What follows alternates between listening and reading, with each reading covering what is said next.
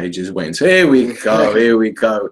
Hello and welcome to another edition of Shoot the Defense, brought to you by the FNX Network, My Sportswear, and the Offside Trust. I'm your host, Del, and I'm joined just by this gentleman at the moment because David he's enjoying his late night meal with his teammates, about to win the Hungarian title for the first time in 20 odd years. So yeah, I'll just let him enjoy it for the time being. He's got the link to jump on. Hopefully he'll be on in just a bit. But Yanagi, how you doing, buddy? You Not bad, mate. Fighting a cold, but I'm alright. You sound it. I know. Who did you catch it off? You. Yeah, I thought, you always get me, so it's about time I gave a bit back, innit? Thank you very much. Right. Again, right. Now, before we begin our review, I'd just like to say that our thoughts go out to the families, friends, and everyone involved who suffered in the Manchester bombings last night. Now, we're not bringing this up because we're Man United fans. Yeah, we adore the city, and we've got many close friends there, but this goes deeper than an affiliation. 22 lives were lost, innocent lives, most of them children. As parents ourselves, we can't even begin to imagine what mothers, fathers, and other family members of the deceased and injured are going through. Their pain may never cease, but the people of Manchester will be there for them every step of the way. Manchester is indeed wonderful. I don't really like starting the show like this. We were discussing this earlier, and I was even saying to the missus that this morning when I went to the gym, it was so tough because obviously you go in there to train and you see all the screens up, and Sky News was the only thing that they really had on. And as you said, as a parent, you can't even begin to imagine. Like, it actually makes my skin crawl thinking about what's happened, and everything. Okay, all the emphasis is obviously on the deceased and the injured and whatnot, but there's always this extra bit of emphasis on the person that caused it. And to be fair, they don't even deserve to be mentioned. But you're talking about 22 people, and as I said, innocent people. I don't even know where to begin. As I said this morning, I was welling up at the gym. I'm not even afraid to admit it. Same, I've been emotional all day today.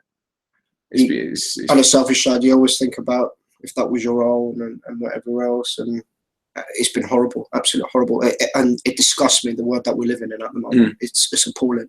I mean, I read somewhere that the 8-year-old that passed away, her mum is still unconscious in hospital. She'll wake up to find out that her daughter died. I mean, I'm struggling not to use any profanity here, but it's messed up. It's absolutely messed up. But unfortunately, and as we said before, it's something that we can't stop. How can you stop it? You can't. You cannot stop it. How long is it going to take for it to stop? You don't know. What's it going to take? What's going to take for it to stop?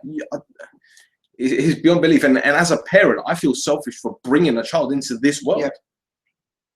Yeah, no, I agree. No, I'm lost for words. I'm actually lost for words. Apart from feeling for the family, I don't know what to say. Yeah. You're taking your kid to a concert, and that happens. We got some parents that dropped off their kids and they went for a meal or something around the corner, and then, you go to pick up your kid, and when you hear people's accounts of the situation or what happened, you hear one woman crying on the phone and on the radio saying that she's seeing limbs, and what is this? It's like a war zone. I keep saying we discussed this before the show because we did.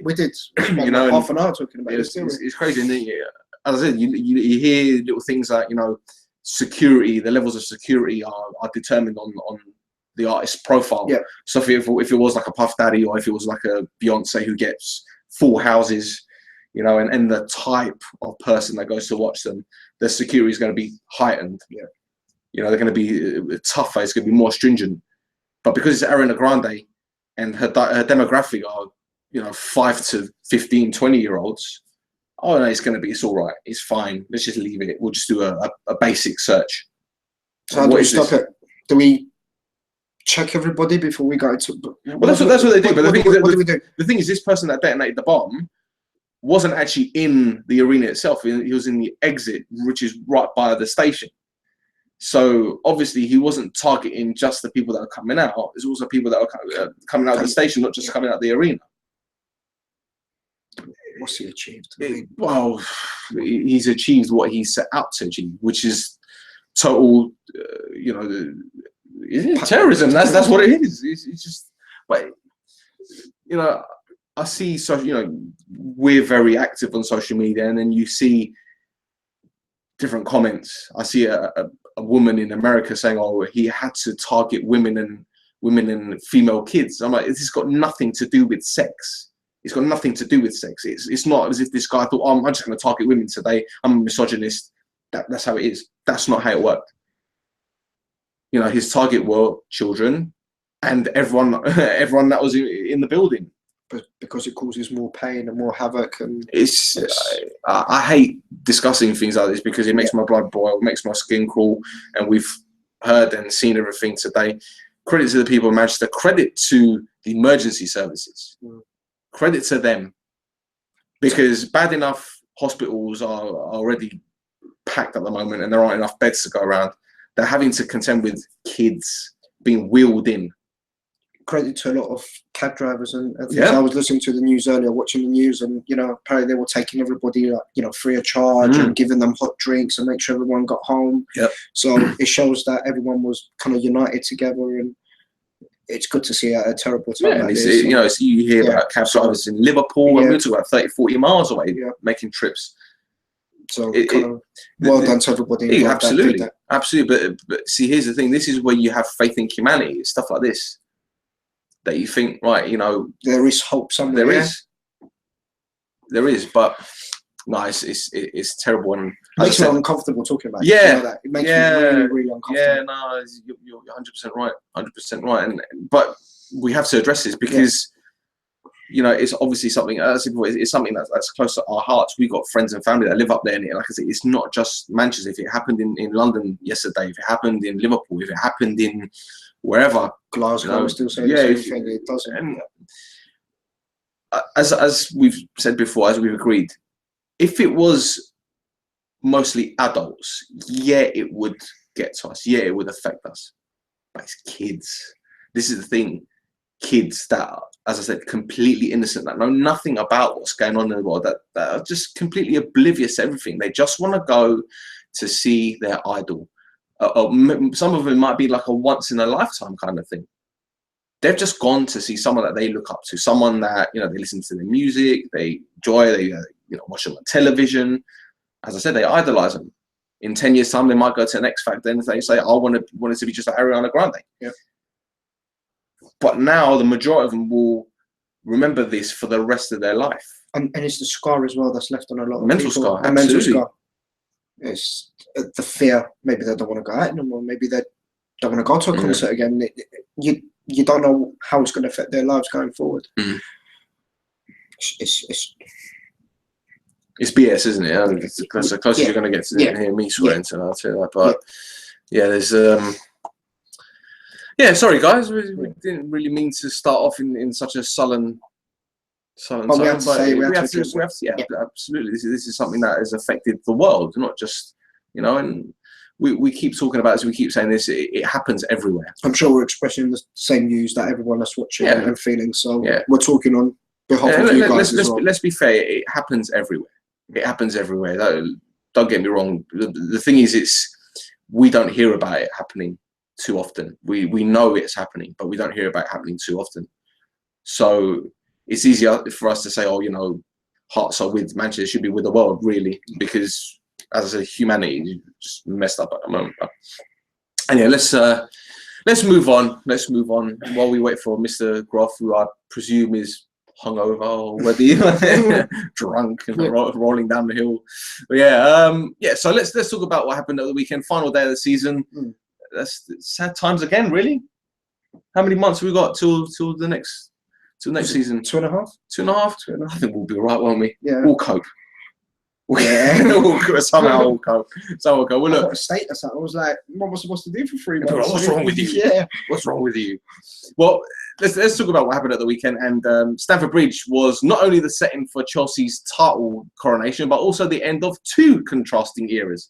John Terry said an emotional farewell to his adoring fans, while Sunderland's 5-1 loss turned out to be David Moyes' final game in charge of the Maccans. And I'm saying this with a smile on my face. A lot of fuss was obviously made about the Guard of Honour made by Chelsea's players for John Terry as he was subbed off on 26 minutes, which ironically was or coincidentally, or however his number, his shirt number. You know, what's the actual take on this? Is this something that we should just accept as part of the game? Because I was listening to a certain radio station. They had former players on who are of the older generation, the ones that we used to watch, that have retired a few years, and you could tell by the tone in their voice that even though it was John Terry, you could tell that the tone was like, it's not the done thing. What is your take on these whole? I don't like it.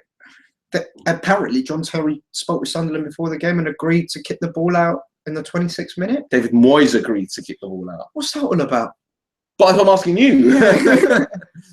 Listen, he's a legend for Chelsea and what he's done, and I accept that. But that for after the game, or if he gets substituted and he claps off and everyone gives him a standing ovation, and then he has his speech after the game. During the game, I think Pickford had the ball, didn't he, in his hands, and he kicked it out for a throw-in. I think was it Costa was telling him, kick it out.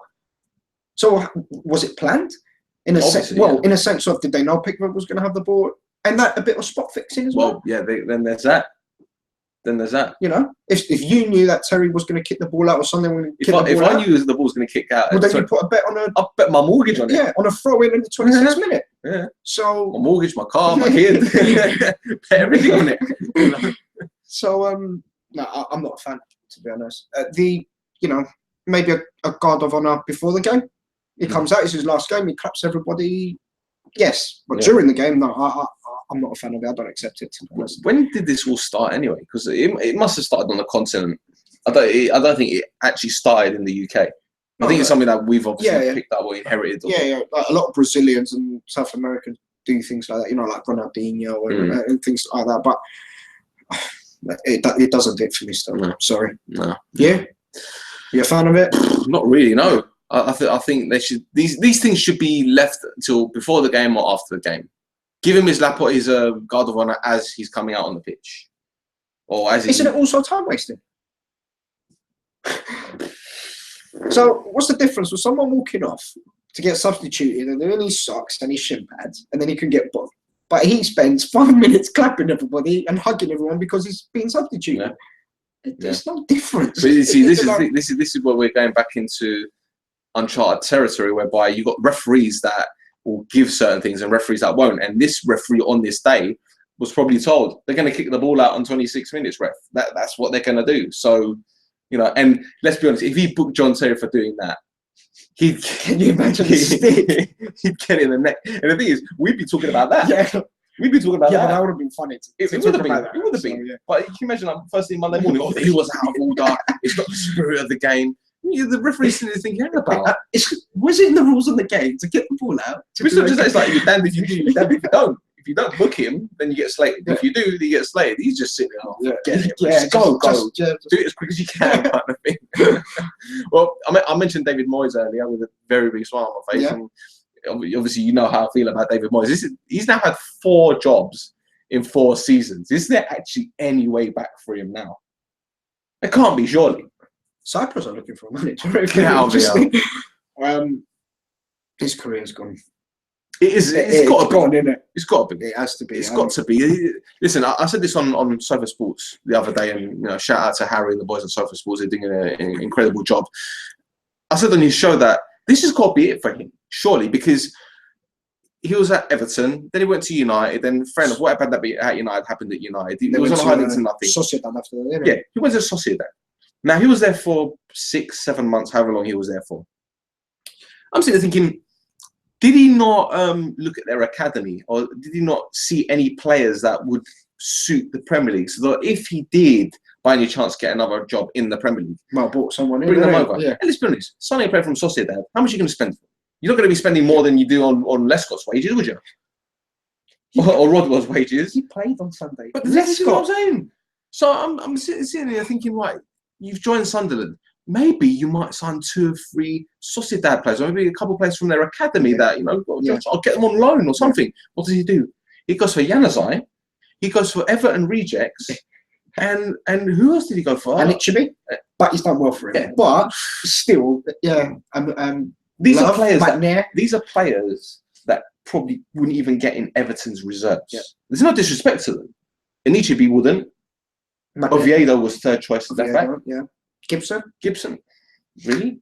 So they've got a shot. They're trying Schmeichel to, as his replacement or to get in the team. That says it all, really, doesn't it? No, I agree. So he was on hiding to nothing. As you said at the beginning of the season, the first thing he said after the City game was, "Oh, we're in a relegation battle." You got another 37 games to come. How can you? Yeah, you've put a downer on the team before you've even started. So who would take him then? Given the way that he plays football, who would take him? Because I don't think any Premier League team Can I give you a silly statement? Go on. China. That wouldn't surprise me. That wouldn't surprise me. Somewhere like China, America, Australia, maybe somewhere. Not in England. No, I don't think so. Scotland, unless he like a drops Hibs or like an Aberdeen or something like that, possibly. But would he look at it as a step down? Step down, but everywhere's gone. He's failed, to be honest. So yeah, I think he'll be grateful to get a job. But this is the thing, Yes, I have a bee in my bonnet about David Moyes' tenure at Man United. Before he joined us, I didn't have a problem with it. Yeah. In fact, the results weren't even a problem, should I say. It's what he said in press conferences or interviews before and after games. If he said things like, this is Man United, it's the biggest club, the results are unacceptable and we're gonna work on it. I would accept it, go along with it. Yeah. But when I hear before the Newcastle game, we're gonna try to win. Newcastle hadn't beaten us for like 40 years at Old Trafford. At Stoke, when we lost 2-1, he said, I don't know what I have to do to win. Before Man City, we aspire to be like them. I'm sorry, what? But see, this is why I got a bee in my bonnet about him. And then when he left, it was the bitterness that he came like, oh, I wasn't given a fair crack. And then people in the media were saying, oh, it was unfair how they treated him. Well, we've been vindicated. Hello. He went to Spain to bet himself. He was going, man. And then he went to Sunderland, a job that, okay, fair enough, people are going to say, oh, it's a difficult job, understandable. But at the same time, but other managers have managed to keep him up. Right. As in Advocat and Allardyce. So you tell me what David Moyes has done in his managerial career to warrant any job now. He won the league with Preston, didn't he? Or did he get promoted with them? Did he win the championship or did he actually the League One or whatever it was? I thought he won the league, but okay, aside from that, what was his greatest achievement at Everton? Finished fourth. Right, and then what happened? Got to FA Cup final. Yeah. They finished fourth that season, and the following season, when they got in the qualifiers, they lost to Villarreal. They got knocked out. They didn't get the Champions League. Right. So his greatest season was a fourth place finish, and then FA Cup, and then FA Cup final, which he lost. That's it. So he got us in the quarterfinals of the Champions League, didn't he? When we lost to Bayern. Yeah. That's his. After losing to Limburgos, which is probably the worst performance I've ever seen in it. You turned it around the funny. Yeah. Van Persie turned it around. Yeah. I'm telling you that in that change room, they're like, right, don't listen to him. Don't listen to him. I mean, Rio Ferdinand probably sitting there thinking, I've got a video of Jackie Elka. This is or do I go on the pitch and do my own thing? That's it. But no, in all seriousness, I can see him resurrecting his career abroad. Probably America. I'm going to go China. Yeah? Yeah. I'm going with the States because I don't think the Chinese would. It's a profile, isn't it? It's a name as in Moyes, ex-Man United. Yeah, but you know what? I think because there's a lot of Scottish managers in America. There's a lot of Scottish managers coaching out there. Yeah. Or a lot of Scottish coaches out there. Yeah. So, like your Stevie Nichols and all that kind of stuff. And, people know each other. And I think, and let's be honest, if he goes to China, if he could just about say a few words in Spanish, how's he going to do the Chinese? How's he going to do it? I'd be lucky to get a job. I'm telling you. He'll go to America. He'll go to MLS or USL or something like that and get a coaching job. Or a championship team that maybe one of the kind of chairman splash a bit of money. Someone like Wolves. I think Paul Lambert might be on his way.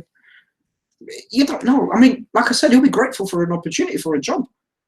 I think the next one he gets, for me, he should take it. I don't care where it is. But if he wants, excuse me, if he wants a championship club, when he stays with Sunderland, something's not right then at Sunderland. So, well, it's Ellis Shaw, isn't it?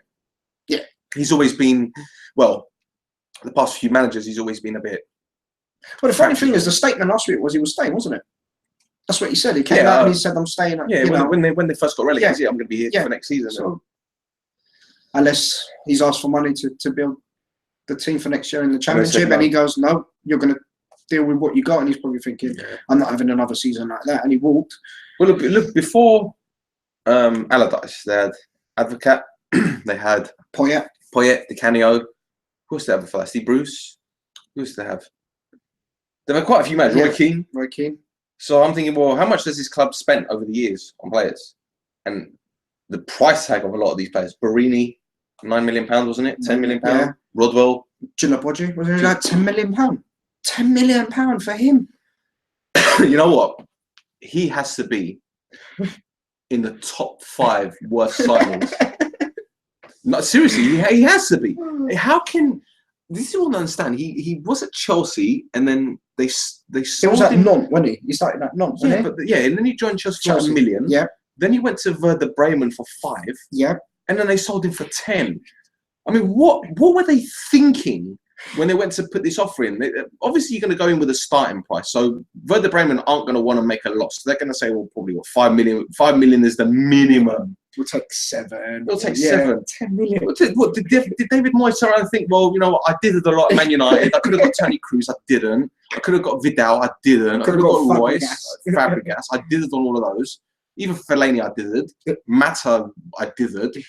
I tell you what, I got the best way of getting this player, double or nothing.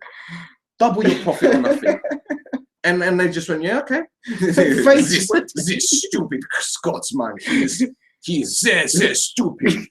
He used to manage United. So yeah, sorry, David. You know, as you said, Donald Love. He played like 70 minutes for us against Sunderland. Yeah. McNair was scared of his own shadow at Southampton. Januzaj. Yeah. Januzaj. But this is the thing. You know when you hear these jokes about... Moyes made Januzaj at United. Well, of course he gave his debut. When you hear these jokes about Redknapp, when he gets a new job, it's Cranshaw, Crouch, all these kind of stuff. With David Moyes, it's Januzaj.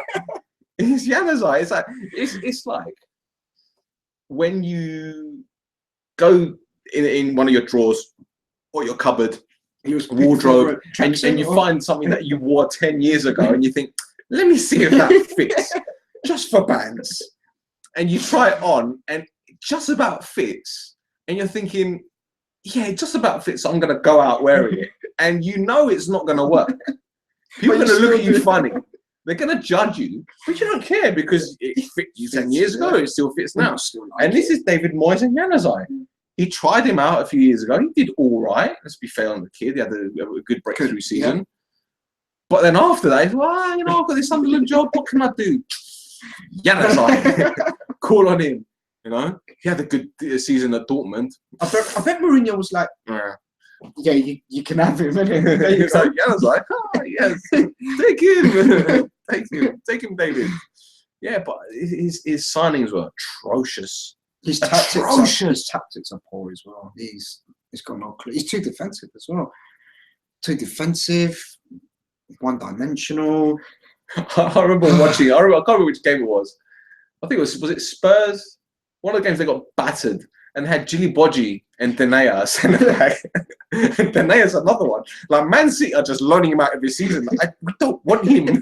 We can't get rid of him permanently. Hello, Pep. Can I have Delia, please? God, the other sitting there thinking, I don't know anything about defenders, but I know this guy, and he's rubbish. I mean, what is keeping Delia in his team?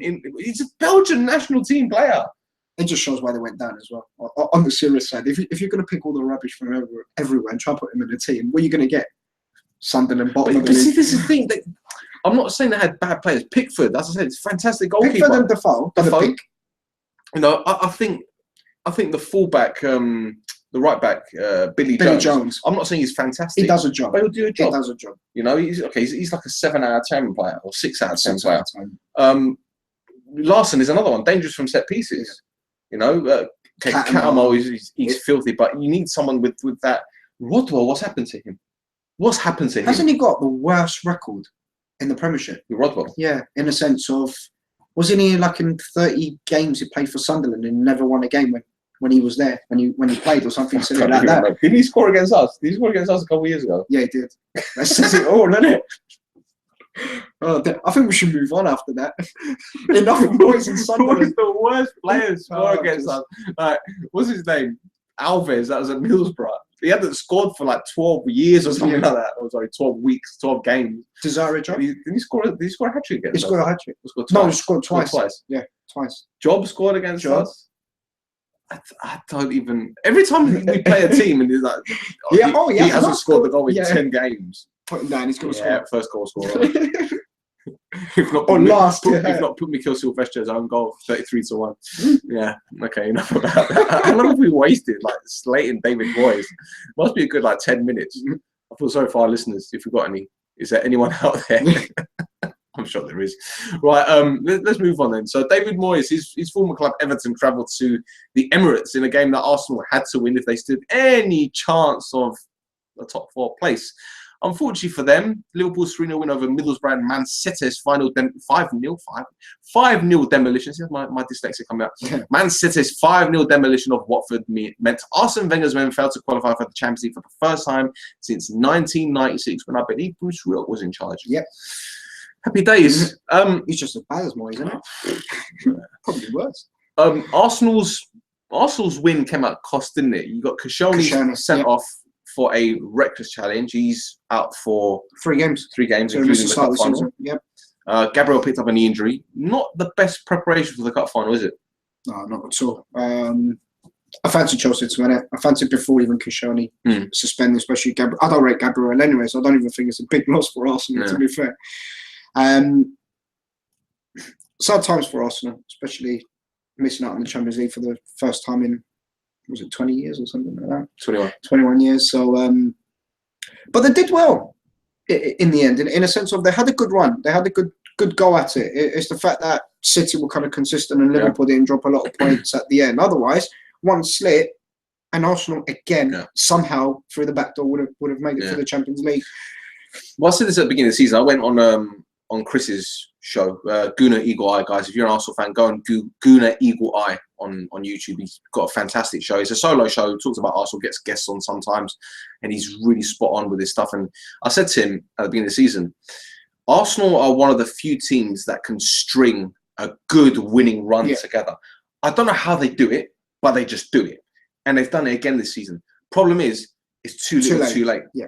The games against Bournemouth, right? And it's the same with United when it comes to missing opportunities. But the difference is United missed the opportunities, and we know we could have gone on to win these games had we taken our chances. Yeah. With Arsenal, it's the difference in terms of the mentality.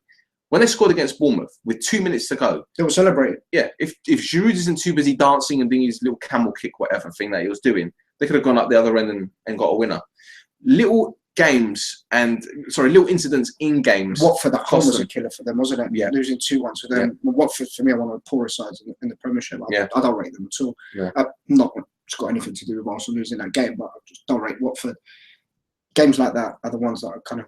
Because Arsenal, over the years, tend to win games like that. Yeah. They hardly drop points against kind of, lower clubs. So, but it's them kind of games. I remember at the beginning of the season, they were grinding out results. Yeah. And I was worried. Yeah. I was thinking, hang about, this isn't the Arsenal that I remember.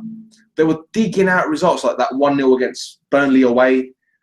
And then they got the last minute equaliser against us with Jerusalem, where they didn't play well and nicked the point. And I can't remember every single game but they dug results. Again, Burnley at home, where they got the penalty in the last minute. The composure that Sanchez showed. Again, they were digging out results. But then when you look at the games at Man City, at Liverpool, at Spurs, even Spurs at home, you're thinking, this is just Jekyll and Hyde. 1 minute they're grinding out results, and you're thinking, hang about, they look dangerous. I'm worried about them. And then they're losing, and they're losing convincingly. Yeah. For me, what knocked the wind out their sails was Bayern Munich, because they took them to school and they took them to church and they baptized them. They stuck their head under water and they said, right, this is how we're going to treat you, because they thought that they had a chance of beating them. Because let's be honest, if you're in it to win it. Yeah. If you go into these games thinking, oh, we're not going to get anything out, chances are you're not. Yeah. This occasion, Arsenal fans were saying, okay, we're not super confident, but we're quietly confident because it's not the same Bayern Munich. That's right. But my God, they battered them. And the worst thing about it was it was a bigger hiding, even though the aggregate score was the same. When you watch both or 4 games from the previous season, this set of games was a bigger hiding because it was easy. The first leg, you're right, they took them to school. Yeah. The second leg, even at 1-0. The way Arsenal surrendered in the second half was appalling. If I was an Arsenal fan watching that, and how players just gave up would worry me. But again, for me, it all comes down to the manager and the surroundings and everything. That's, you know, even now. I mean, I don't know if they're going to wait until the FA Cup final to announce if Wenger's staying or going, but it should have been addressed ages ago. It should have. I'm staying for another 2 years. Either like it or not, the fans are going to get behind the club. They're going to, what are they going to do? Oh, Wenger out still? He's not going anywhere. So get behind him for another 2 years and crack on, kind of thing, you know. And it could be a blessing for Arsenal. It could be. It could be a start of, well, you know what? We've made Champions League every year, and to be fair, what have they done in the Champions League every year? One final in 21 years. Yeah. It's not good enough. It's not good enough. It's not good enough. It's not good enough at all. And it's not even about spending money. It's not about, you know, how big the club is. Liverpool got to finals with lesser squads and lesser. Yeah, that's what I mean. 1-1. So, and they're not in the Champions League as regular as Arsenal. So, Arsenal need a new direction. For me. Well, let's look further than Arsenal's done in recent years. The thing is, not many people. Well, I say not many people, but it's an observation of mine. Koscielny, they rely an awful lot on him. I don't know if you notice this, but whenever Koscielny's out, the team just looks disjointed completely.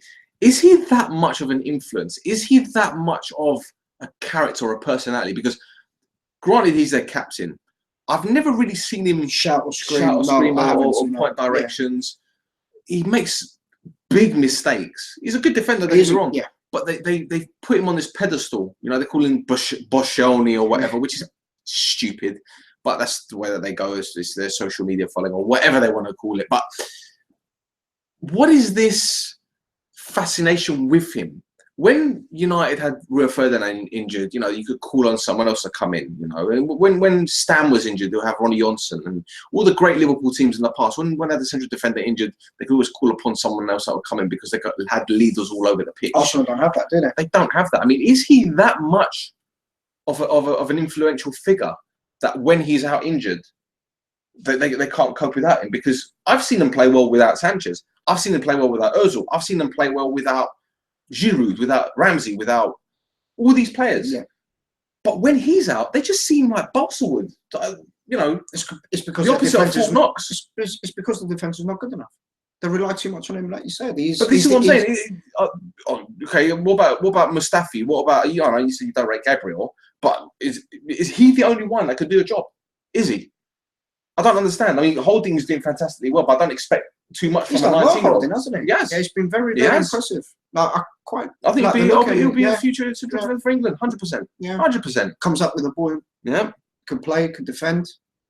He's impressive, but I think that's another position Arsenal need to address. Centre half. Yeah, they're going to go in the semi. They're going to go to the FA Cup final with potentially Holding and Monreal as central defenders because with Diego Costa, and we know how much they bully Arsenal's Chelsea strikers. And what's his name? Mustafi's got concussion, so he might miss that game. So who are they going to go in with 3 centre backs? Kieran Gibbs? Who? Bellerin as a right-sided centre back? It's a disaster. It is. Yeah, it is. Chamberlain isn't going to be fit, I don't think. And see, even if you play Chamberlain right wing back, for me, he's not a right wing back. No.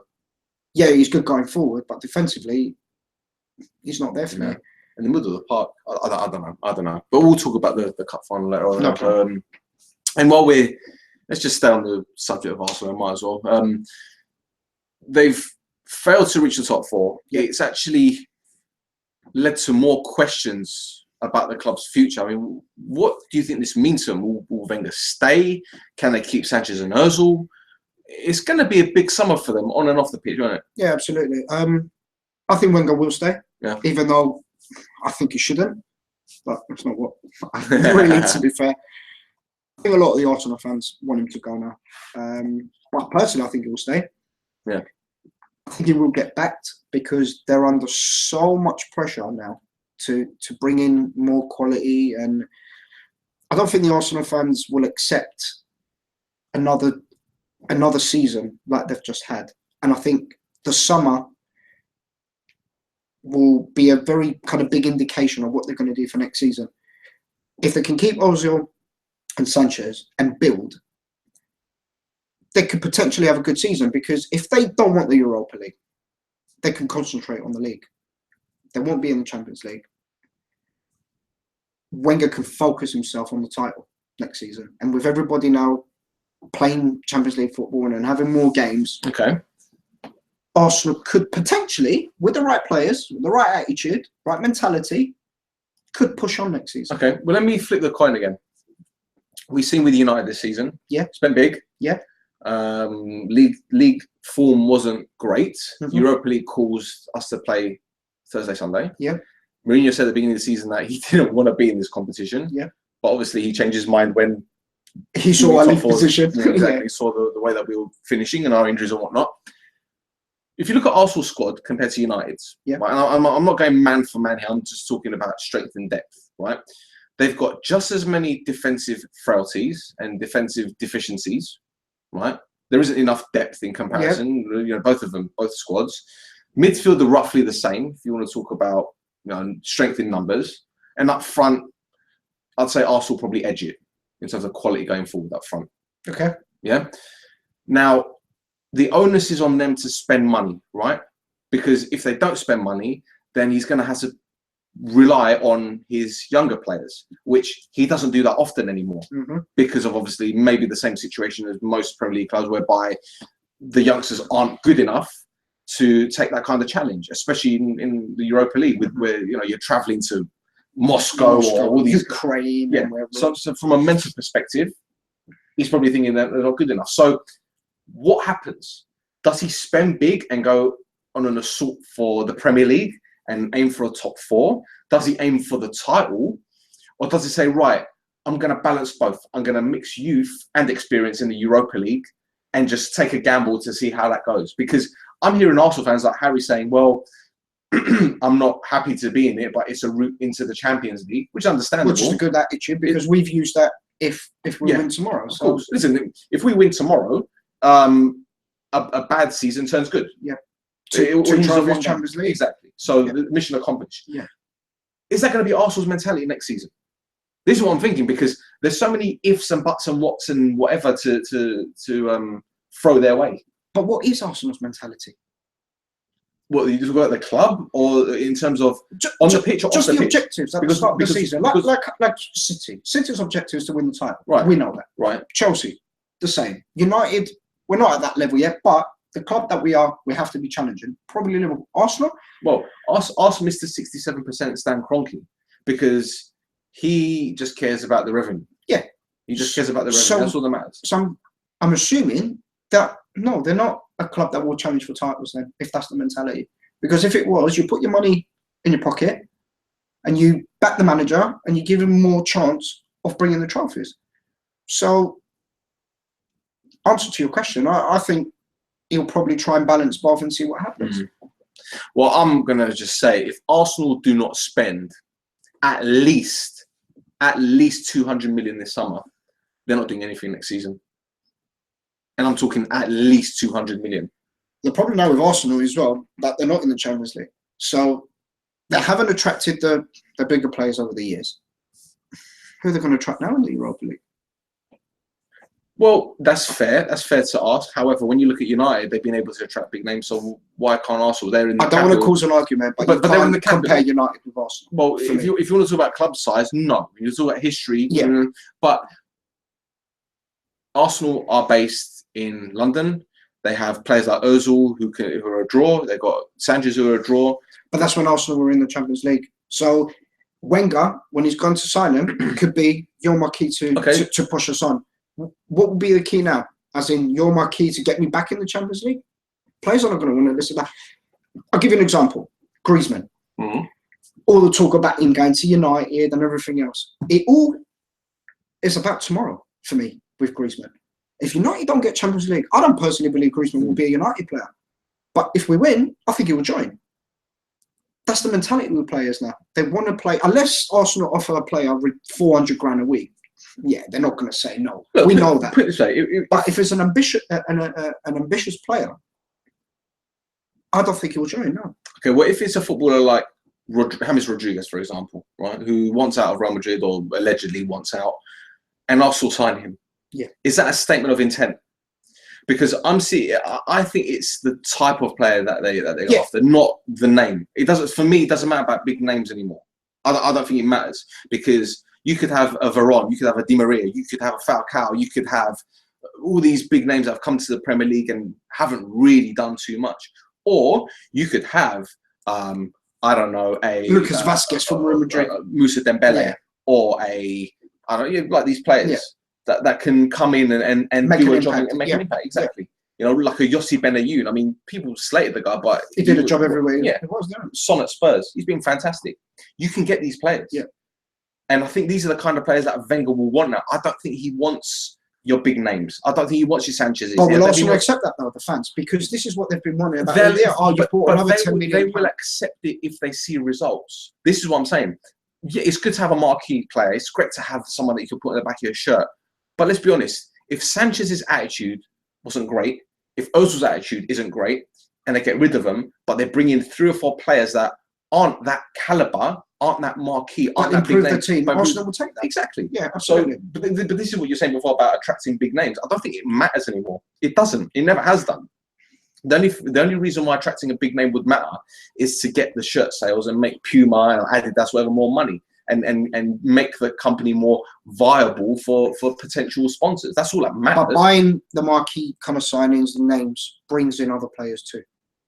For me, you know, if you're going to join Arsenal and then James has joined, and then you start thinking, they're building something. Where has that happened? That's what I'm saying. So where it never happened while they were in the Champions League, I don't personally believe it's going to happen now that they're in the Europa League. All right, let's flip it again. Chelsea under Ranieri. Yeah. He brought in Varane, he brought in all these players. Yeah. They just about snuck into the Champions League. Yeah. The season Mourinho comes, he brings in players that he needs. Plus, there was players that already coming in that were signed in the summer before he came in, like your Czechs, your Robins, all these players. But he brought in 5 or 6 players that he knew would do a job. Yeah. Like your Drogba's, Ferreira, Carvalho. Yeah, but these players, they weren't marquee names. Yeah. They weren't big names. Petr probably wasn't a big name, and Robin was, because he was setting Eredivisie on fire. You know, he brought in Kezman.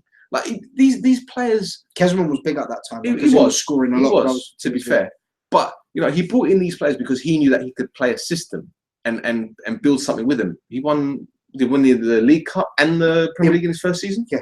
Right, and then the year after he did won the league. He won the league, and the year after he did the FA Cup. His first season when we won the league. He won it 2 years on the bounce. He was gone then, wasn't he? No, 2.5 years. I was there for 3 seasons, wasn't he? The first season he won the league, and the League Cup. The second season he won the league. Did he get sacked at Villa away in his third season? Or was it the fourth? The third season was when we won it back, when Ronaldo came back from the World Cup. Remember the first season we beat Fulham 5-1 in the final day? Because I was at the cup final when we lost. It was the first cup final at Wembley, the new Wembley. Yeah, Drogba scored the winner. So then he was gone up the season after that. Right. Okay. Yeah. There's a whole thing with John Terry and the discs that were removed from his back allegedly. But anyway, so when I forgot what to say now, that's my train of thought. You were saying about when Chelsea. Yeah. So if Arsenal get shot of a couple of players that are bad influences, and they bring in players with the right attitude and the right mentality, I don't see why they can't win the league. However, it goes back to what I said before about them spending big, because you're going to have to spend big to bring in these players, because now the teams around the world are thinking, A, you've just earned £140 million from the TV rights, and B, you're desperate. The problem is as well, still, is an average player now will cost £30-40 million. Exactly. So before you know it, 2-3 average players is £100 million. But so be it. So be it. So be it. But this is what I'm saying. If they need to spend at least 200 mil to have a chance. Because right now, because everyone else if they don't make any signings, they will. Of course they will. Yeah. But if they don't make the right signings and they don't spend wisely, they're going to fall back. Because Everton, mark my words, Everton are going to start bouncing back. They're getting a new stadium built as well. Spurs are going to improve. City going to improve. Liverpool going to improve. So even though Arsenal are 6 points better than United, next season they could be 9, 12, 15 points worse off. You don't know. But this is what I'm saying. They need to invest wisely. And if they're going to stick with Wenger, let him bring in the players that he wants. Personally, I think your Ozil, your Sanchez were only brought in to appease the fans. Yeah, personally. I agree. I agree because Don't get me wrong, he wanted them, but I wouldn't say that they were imperative that he had to have them. They were signed to keep the fans shut. Because every time it's spend some effing money, spend some money, spend some money. Get your marquee signing. I'll spend money. Here you go. I've brought in your marquee signing. Let's see what he does. What have they done? I agree. No, I know. We'll see what happens next year. Yeah. We'll see if Wenger's still there. Well, exactly. We'll find out next week. Pretty sure. Rumor has it, Stan Kroenke rejected Usmanov's takeover offer. I mean, they're stuck with silent Stan, aren't they? And let's be honest, why would he want to sell such a profitable commodity? It doesn't make sense. Arsenal make money every year. It'd be silly to sell, wouldn't it? It's just simple, isn't it? Yeah. Why would you? And let's be honest, he's sitting the other end of the world. He doesn't care. He's sitting there with a shotgun shooting deer in his round. He doesn't care. Well, what's he going to do? Oh, because some guy on the internet says I should sell. Okay, I'm going to do it. Yeah. No, ain't going to happen. And to Usmanov as well, they hate each other. So why would he sell to him? It doesn't make sense. Well, if he's going to sell, he'll make sure you get a lot more money out of it. Yeah, there you go. There you go. All right, let's talk about Liverpool then. And Middlesbrough, they probably should have had a penalty when 0-0. And up until Wijnaldum's goal, Liverpool looked completely out of ideas. I mean, let's be brutally honest. It was a big goal at the right time. Right time, yeah. And a red card as well. Yeah, Lovren could have. Yeah, he should have gone. So, key decision at key time, gone Liverpool's way. They looked very nervy. It was one of them. Oh, here we go again. Lower club at Liverpool. Don't know how to break it down. I had you on my shoulder. Yeah, I can tell you again. Yeah. And then it's funny how the old cliche again, how goals change games, don't they? 0-0, looking nervy, not having a clue. Middlesbrough comfortable.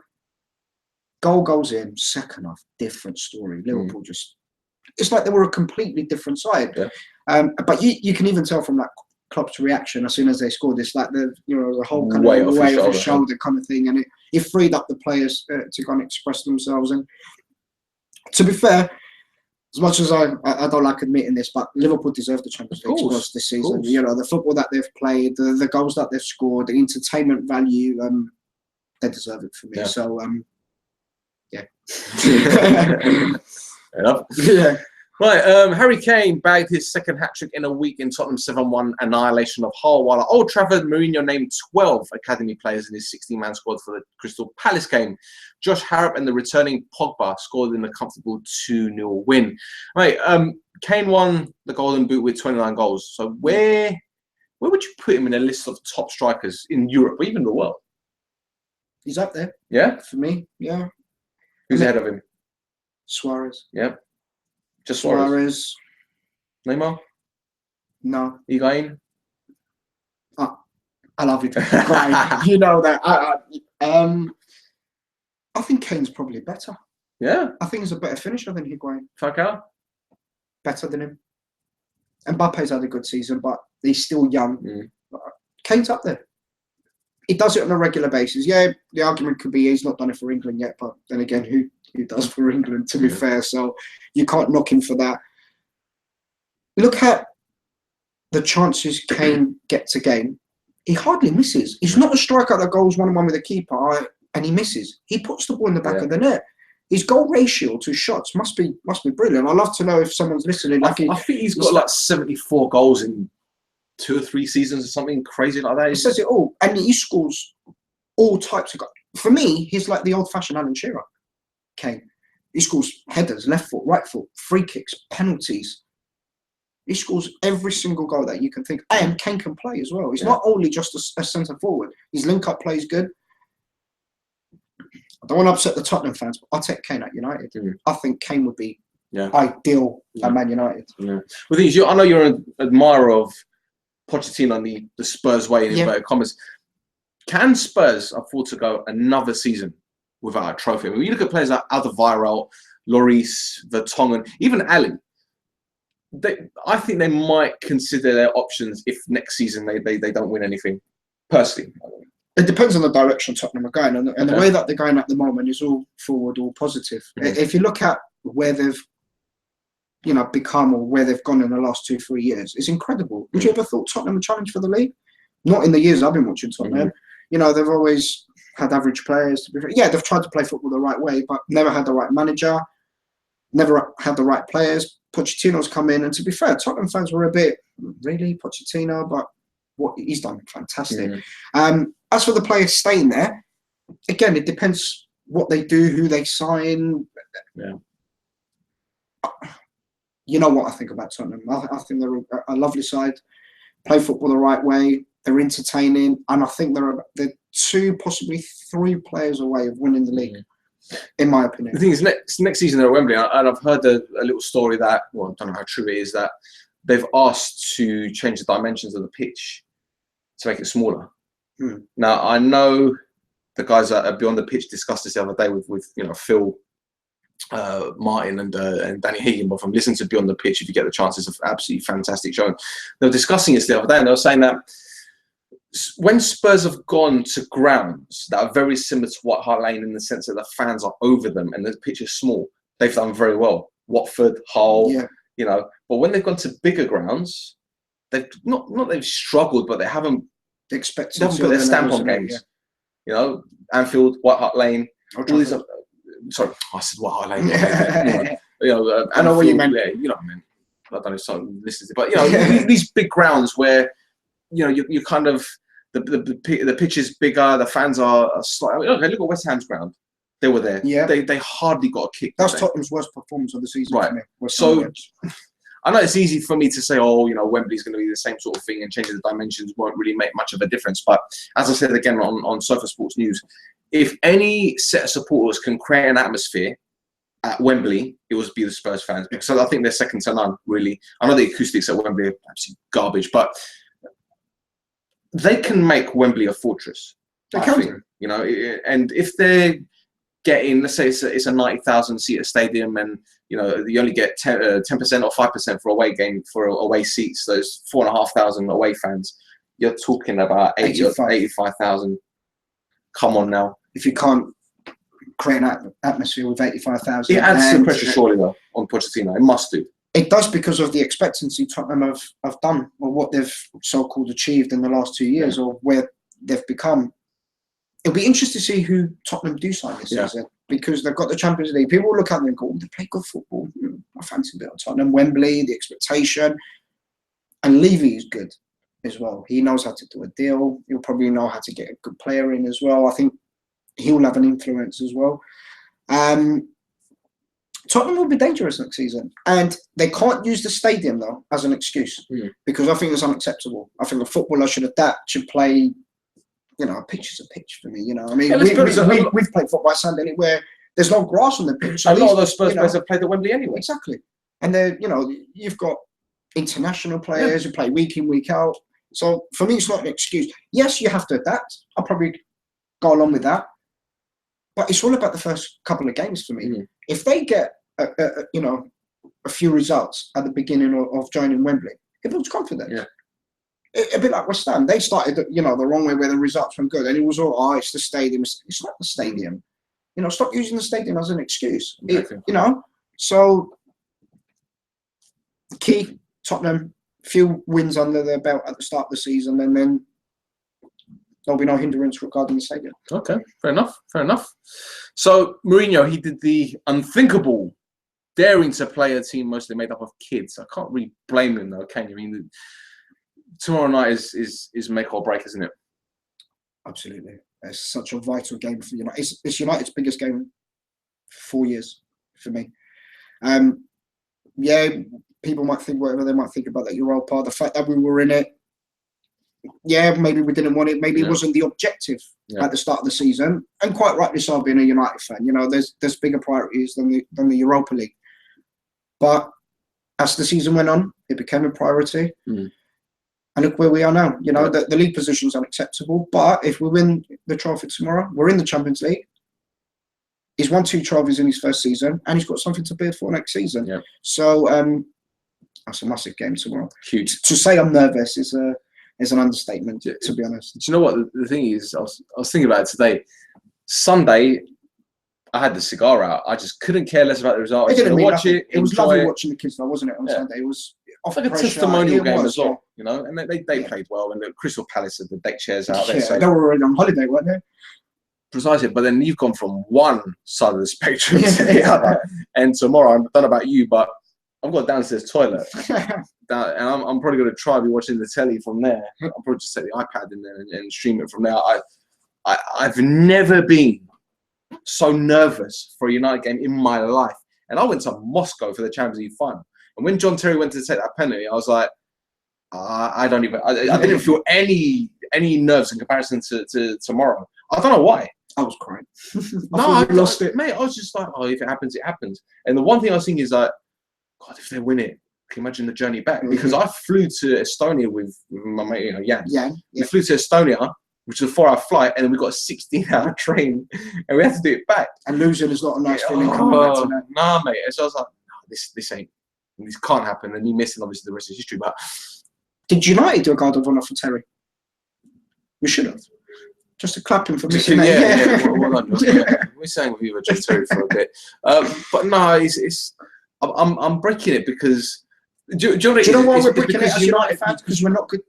We're not at that level where we can go into that final confidently tomorrow and say we're going to beat Ajax. Yeah. We don't know what United we're going to get. Are we going to be defensive? Are we going to be attacking? Are we going to go for it? We don't know, and I think it's the uncertainty that worries us. On paper, we're better than Ajax. On the pitch, we're better than Ajax.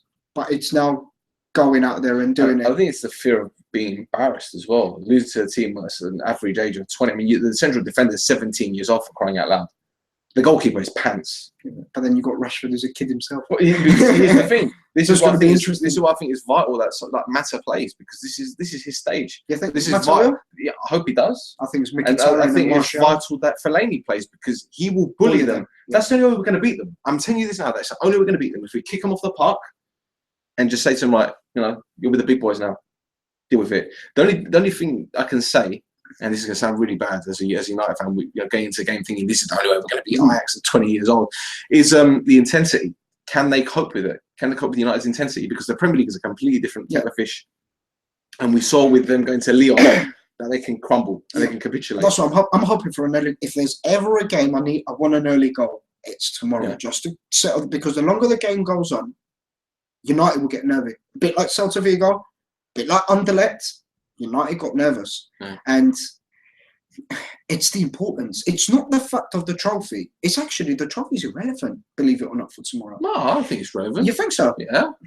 It's always nice to win a trophy, don't get me wrong, and United have never won it. I think it's the importance of the future, in a sense of if we get the Champions League, it's who we're going to bring in or what we're going to bring in. You can attract anybody you like, anybody. United have got the money, they've got the stadium, they've got the manager, they've got the money. Bring anybody they want. Going back to what we said about Arsenal, I don't think it's about the name that comes in. I think it's a type of player, and I think Mourinho knows. I think he's planned for the worst case scenario. I think he's planned for it. I think he knows who he wants to bring in if United don't make it. The only thing, there's two things that concern me. Is that one, if United don't get into the Champions League, what happens, as you said, in the long term? Is this like going backwards again? Because we keep hearing United aren't the same since Ferguson, and it's true. We haven't been the same. But are we slowly slipping into Liverpool territory here? That's one of the concerns. And the second thing is, obviously, as I said before, with Mourinho, he's come in, he spent a lot of money. He's won one trophy, which is one more than most teams. First manager to win a trophy in United in his first season. That's right. So that's an achievement itself. But the problem is, this game is going to determine whether or not this season has been absolutely fantastic success or the ultimate failure. Because if United do not win and slip back into Europa League, what happens next season? Is he going to just go for the Premier League? I think, we've tried. It didn't work. And let's be 100% honest, right? And this is no disrespect to all the teams in the Europa League.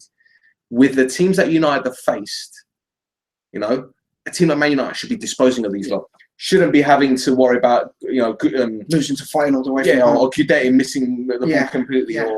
or scraping a win against Anderlecht. These are teams that United should be beating. These are teams that Arsenal should be beating, and they're going to get that next season. But the difference is, I know full well that if Arsenal go full pelt on this for this trophy and they put their heart and soul into it, they can win it, and they probably will win it. They probably will win it. Depends on the caliber of teams that drop into the Champions League next season, because it could be someone like United. If they get Champions League, listen, we might get Champions League, we might not be good enough, finish third, and end up back in the Europa League. So, I agree. So, we've had this discussion before, and this argument about United. Even if we still win tomorrow, it will probably count as a successful season. For me personally, no, it hasn't. And I know we've touched this before, where we've argued. And yes, Mourinho's done a lot of right and a lot of good things, but I still don't think it's been good watching it this season. The expectation for me should have been a lot higher, should have been a lot better. Football should have definitely been a lot better. I've not enjoyed watching United this season. When we do our season review for United, we'll argue that we'll have a nice little argument about a discussion, should I say, about this, because I know where this is going. Yeah. And we're gonna. I'm looking forward to that. Yeah, exactly. But again, it goes back to the likes of Man City and Liverpool. What was Man City's target at the beginning of the season? Was it to go for top 4, a challenge for the title? I don't think it was a challenge for the title. Pep's first season? I don't think so. Not with that squad. He brought in players as well, though, didn't he?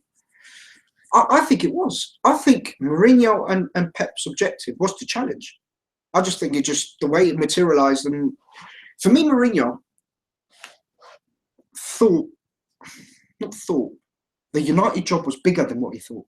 He thought he could walk in, make average players play a lot better. It hasn't. You're not going to improve Chris Smalling. I'm sorry, but you're not. If we're talking about one player that needs to go in the summer, he's first. I was talking to Paul Stewart about Chris Smalling the other day, and I told him how I felt, and he struggled to disagree with me. He struggled to disagree with me. If you want to talk about a worry tomorrow, it's him. Yeah. I'll play Jones and Blind tomorrow. Yeah. I really would. They both lack pace, but at least you've got a bit of Smalling. Don't start me off with Smalling. Can we do that in the review as well? Yeah, I'll talk about Smalling then. Okay. Yeah. All right. So there's one breaking news story today. Big Sam, he told Steve Parish that he's leaving Crystal Palace after saving from relegation. Bit of a strange one, isn't it? Yeah. Did his objective, I guess. Kept them up, which thank you, Sam, because I said he'll do that. There's something wrong at Palace behind the scenes always. It seems like Pulis, Pardew, now Allardyce. There must be something wrong in the background. Well, they've got because don't they have American owners or something, or investors? Yeah, but if the money's not there, or the resources as such is not there, what are they going to do? He's probably thinking, I'm going to struggle again next season. Yeah. So, apparently that's the end of his career, saying he doesn't want to manage again. So, can you see that happening now? Can you see him not taking another job? Yeah, I see someone like Watford struggling. He's one I can see going to MLS, 100%. Him going to America, 100%, with the sports science and all that kind of stuff. He'll be there. He'll be there next season, or at some point. Who's going to get relegated in America? Well, no. Who's in the relegation zone? Yeah. No, I don't know. What do you think of Big Sam today? Weird one. When I heard it, I was shocked, because I thought, hang about, he's just saved them from relegation. I thought maybe they could be like a mid-table team, not challenging for the title, obviously, but maybe just trying to get into that Europa League spot, because we've seen Southampton do it. Fulham were doing it back in the day.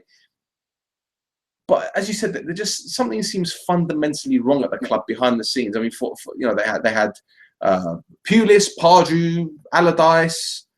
Who did they have at one point? Wasn't Warnock there for a bit? Yep. So that's four managers off the top of my head. So, and obviously someone's going to come out as 5 in the space of 4 years? Mm-hmm.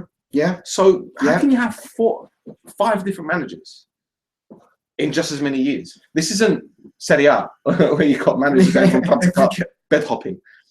I don't know I can't put my finger on it. I really can't. And to be fair, do you think it's got something to do with England? The England stint has hurt him so much. Where he just thought, I'll save him and prove a point, and then that's it. No, I think that the England situation hurt him not because it was his love of his life and it's money. Yeah, it was that, but also because I think look, he's got a bit of a checkered past, or his agent has a bit of a checkered past. You know, mud sticks, right? And there was the thing with Allardyce's, was it his son with the BBC or something?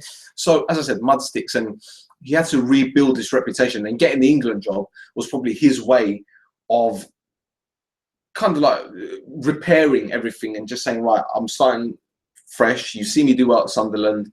I've repaired my reputation, and that's it. And then this thing happens, and you're thinking the leopard doesn't change his spots. So he goes to Crystal Palace, does what you thought he said he would. Yep. And for him to walk, I'm thinking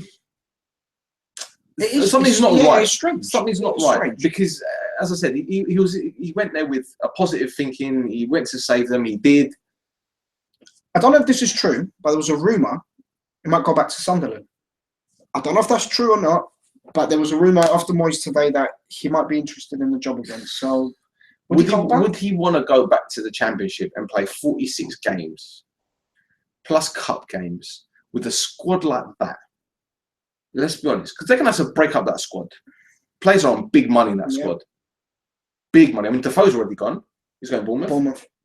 So there's that 20-goal striker gone already. But Big Sam could find players, especially for that league as well. He's done it before. He has, but you know what? The game's changed. Yeah, and the competition is so much. It's tougher now. It's tougher. It really is. Look at Sheffield Wednesday. They were nailed on to get promoted last season when they got to the final. Everyone thought, oh, they're going to walk all over Hull. Hull haven't got a chance. You know, they got problems off the field. You know, Steve Bruce is arguing with the chairman. The fan don't want the chairman because he's going to change the name. They went into that playoff final hiding to nothing. All of a sudden, they get one goal and that's it. Game over. And then this Sheffield Wednesday side gets to the playoffs and then they lose on penalties. Now you've got a final of Reading and Huddersfield. I'd like to see Huddersfield. I'd like to see Reading go up for Jaap Stam. But, you know, again, next season, what happens? You've got Villa, you've got Leeds, Birmingham. You've got Nottingham Forest, you've got Birmingham.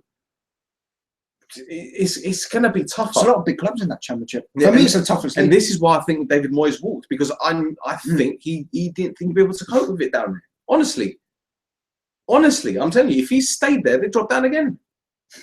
Or he'll get sacked in December, and then they'll bring in Neil Warnock. Is that Cardiff, isn't it? Warnock? Well, I just think that the whole thing, that Championship it's an unforgiving league. You cannot afford to stay. Look at Huddersfield, right? Look at Blackburn. Yeah, but what I was saying about Huddersfield, they were in contention for top two. Right? And the last 10 games, they lost 6. And some of the games, they were high games. There was it 3 or 4 at Bristol City? Yeah. There's a 2-0 at Birmingham. There's a 2-0 at Forest. They lost 4-1 to Fulham. I think they lose to Cardiff. I can't remember. But the games that they should have got something out of, they didn't. And they risked slipping out of the top 6. That's what I'm saying. It's an unforgivable league. Sorry, unforgiving league. And if you look at Middlesbrough next season, they're going to have problems. The players that they got there, Downing, Stuani, Negredo's not going to be there. Guzan's not going to be there. Gaston Ramirez won't be there. So they're just going to have 6 or 7 players. Really, from a pool of talent, is Adama Traore going to be there? I don't see him staying there. Fabio, who'll go to another Premier League club and get relegated. Who'll go to Reading. Victor Valdez? He will end up at Celta or something like that, you know. Well, they will usually end up in Spain or like in Malaga or something. I don't know, but it's going to be a horrible league next season. It'll be entertaining. It'll be very horrible. And it wouldn't surprise me if Birmingham were one of the teams to come up. If they keep Redknapp, it wouldn't surprise me if they He's got a 1-year contract, you know? Yeah. Harry Redknapp, signed a contract. There you go. QPR, another team on the rise. It's a horrible league. Burton, you don't know what can happen. You just don't know. Bristol City, they might turn things around. Going back to Sam Allardyce, who's going to replace him? Are you only because I'm tired, not because I'm bored? Who will replace him? That's a very good question, because I can't think of anyone British that they will appoint. I think they will go for Mancini.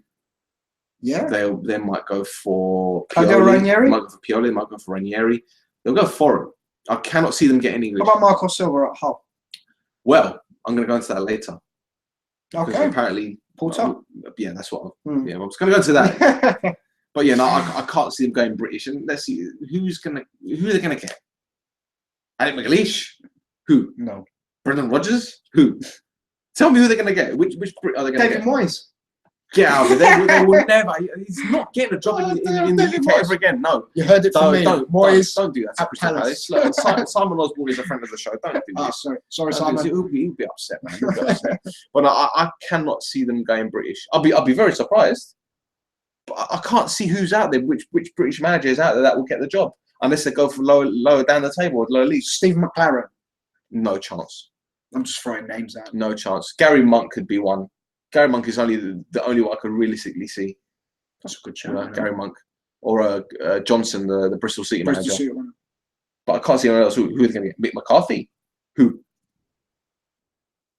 I don't think who's available. Maybe Carvalho, the Sheffield Wednesday. Yeah. Carvalho, sorry. But again, I cannot see them going British. Cannot. Even listen, if the Championship clubs are going foreign, what's it going to do?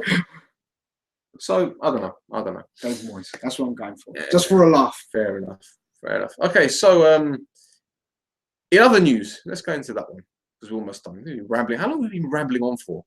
Close to over an hour. Wow. Over an hour. People are turning off already. Right, let's wrap this up then. Sorry. Right, in other news, Monaco won their first league title in 17 years, wresting it from the evil Paris Saint-Germain's grasp. League champions, Champions League semi-finalists, French Cup finalists. Falcao bags 21 goals. Kylian Mbappe has exploded on the scene. It's been one of those incredible seasons for Jardim, hasn't it? And everyone involved in the club. The question is, will this be another fairy tale season, or do you think there's more to come? It depends if they keep the players in the summer. Okay. It's very weird with Monaco because when they had the money, they didn't do anything. Yep. Now that they didn't have the money, so to speak, they've gone and achieved what they've done. Yeah. Which is, it just shows sometimes where we say, go and spend money and you bring the title in. Well, or PSG have done that. But Monaco tried it and it didn't work. Yeah. They've scored unbelievable goals this season. They play unbelievable attacking football. They've deserved everything that they've had this season. I'm a big fan of Monaco and the way that they play football. To be honest, I don't want to keep rubbing on about Tottenham. I sound like a Tottenham fan all of a sudden. But they play kind of the similar style as Tottenham. So, and I'm a fan of attacking football in the way it's played. So, it's a fantastic achievement. And sorry, PSG, but I'm really glad Monaco won the league, to be fair. Do you know what? I've got no sympathy for them whatsoever. Yeah. The thing is, they've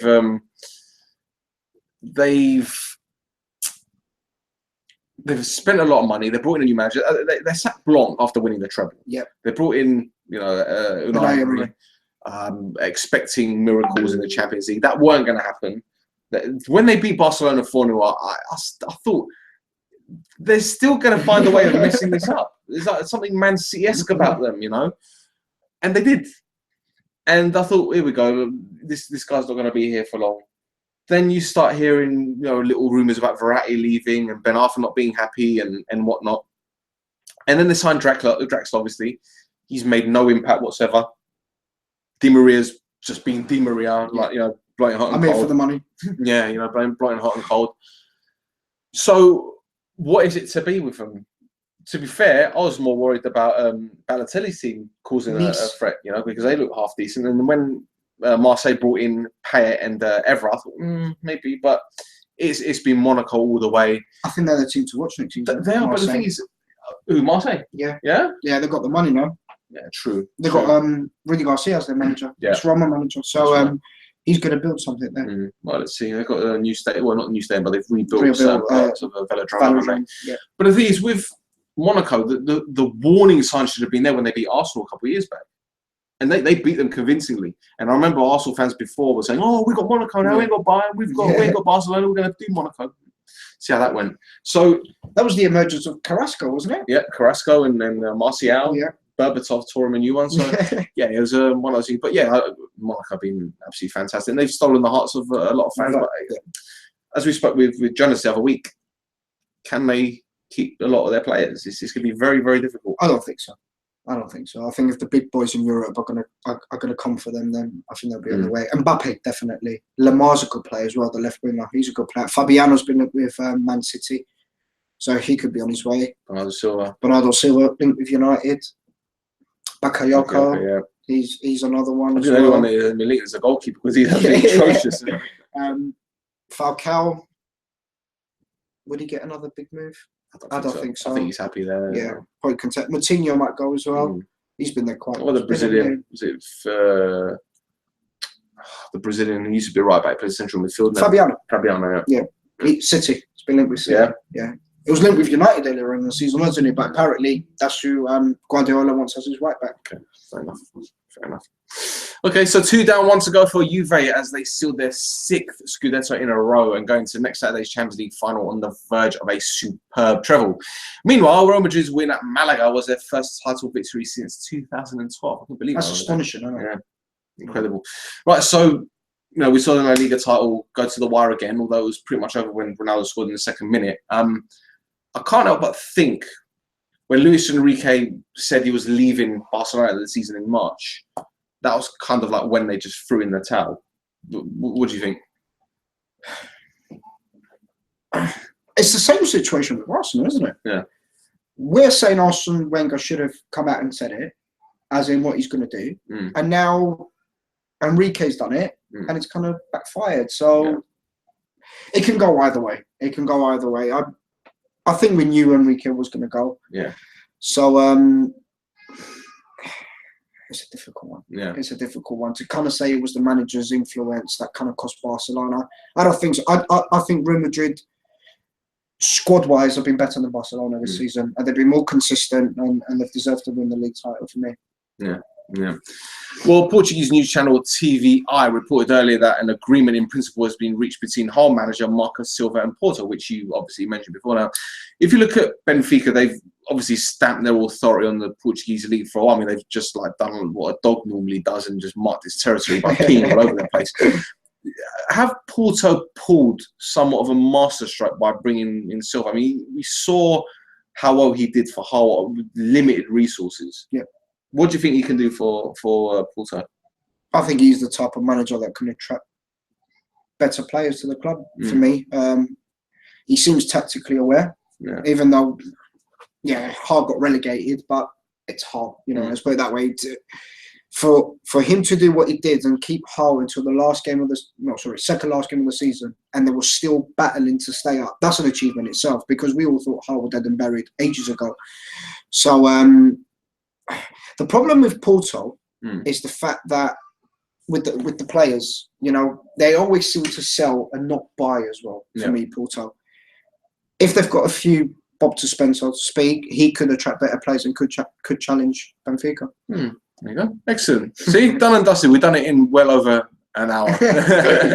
Well, guys, thanks for listening and thanks for watching. We're on Twitter at Shoot the Defense. You can follow our friends over the FNX Network at FNX Network and My Sportswear at My Sportswear One, and also the Offside Trust at the Offside Trust. And also, I can't forget the guys over at Sofa Sports News. Give them a follow. What's your Twitter handle? Yannick J. Wonderful. Guys, we'll be back very soon. We're going to be doing bits and bobs over the summer period, obviously, because the season's over. But we're going to do our best to keep you guys entertained and prevent those withdrawal symptoms, latest transfer news, and all that kind of stuff. Yeah. But thanks for everyone that's been watching and tuning in for the past 6 or 9 months, however long it's been this season. It's been great having you guys, and we'll be back soon. Take care.